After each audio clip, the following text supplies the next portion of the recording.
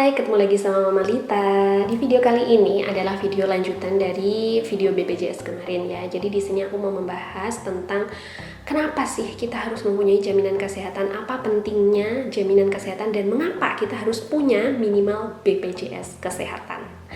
Oke, langsung kita bahas aja.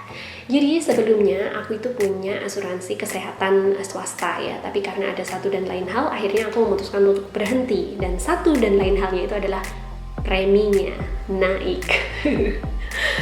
Dan menurutku untuk kondisiku saat ini premi segitu tuh cukup memberatkan. Jadi ya udahlah, kita berhenti dulu. Dan pada saat itu ketika aku berhenti menggunakan asuransi kesehatan swasta punya aku ikut asuransi kesehatan punyanya Isna.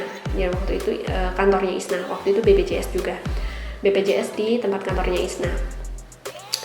Setelah 2 tahun ini kita memutuskan untuk berhenti kerja dan menjadi pengangguran dan memulai usaha sendiri gitu ya kan, praktis kita nggak punya jaminan kesehatan apapun dan kita nggak mendaftar. Jangan ditiru. Jadi selama 2 tahun ini, apalagi ini tuh di masa pandemi ya, alhamdulillahnya kita tuh diberi kesehatan ya. Sakit tuh pernah, opname juga pernah, masuk rumah sakit pernah, masuk UGD pernah, perawatan rutin yang harus kontrol pernah juga, tapi ya alhamdulillah kembali sehat dan bisa sehat dan kembali beraktivitas normal lagi tanpa gangguan ya. Tapi akhirnya bulan ini kita memutuskan untuk mendaftar BPJS Mandiri. Kenapa? Karena kita itu nggak tahu ke depannya itu akan terjadi seperti apa. Apalagi sekarang nih masa-masa pandemi kayak gini, kita nggak ngerti ya kalau tubuh kita ternyata pernah kena virus corona, terus ternyata long covid atau apalah, yang hal-hal yang tidak kita inginkan dan tidak bisa kita prediksi. Yang namanya sakit, penyakit ke depannya mau kayak apa itu kan kita nggak ngerti ya. Nah, si BPJS kesehatan ini gunanya adalah menjadi payung sebelum hujan gitu.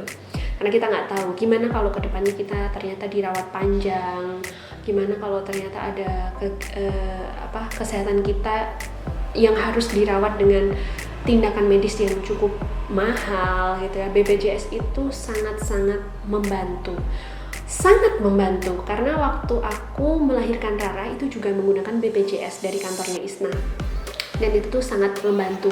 Paling kita tuh bayarnya nanti ekstra aja, misalnya ekstra kalau kamar mau naik kelas kayak gitu ya, gitu ya cuman buat tambahan aja, tapi semuanya di cover oleh BPJS kesehatan.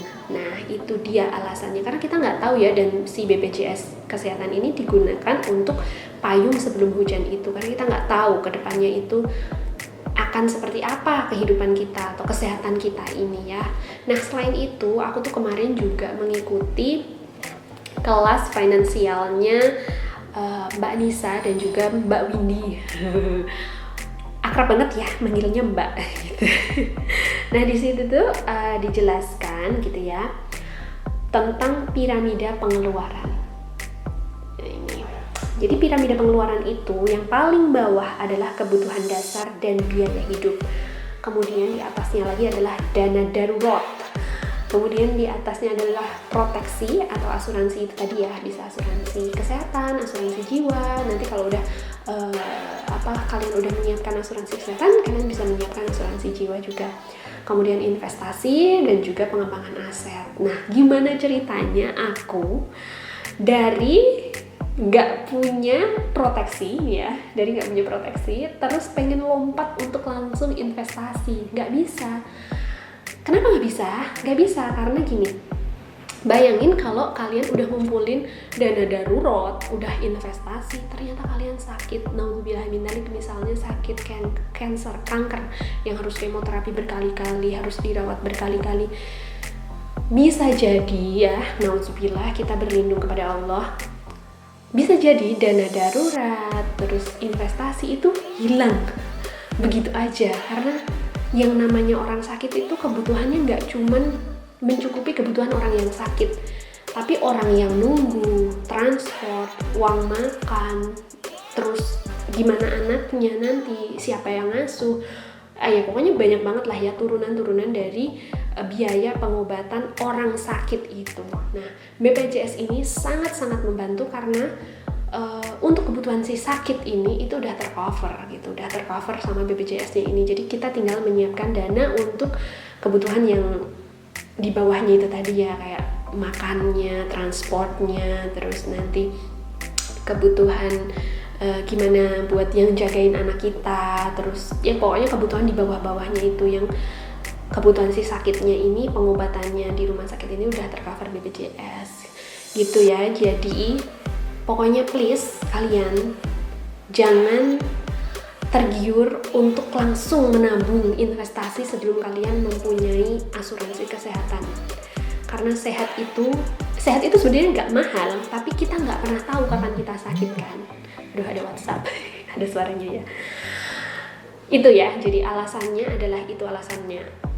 Kita harus menyediakan payung sebelum hujan, apalagi hujan badai. Pokoknya setidaknya kita mempunyai payung, walaupun itu BPJS kesehatan itu hanyalah payung kecil gitu ya, atau payung yang bisa hanya untuk sementara gitu, nggak apa-apa. Yang penting itu sudah membantu kamu daripada nggak sama sekali. Oke? Pokoknya kalian harus punya asuransi kesehatan minimal BPJS. Kelas 3 aja deh nggak apa-apa, kelas 3 cuma 35.000 ya kan.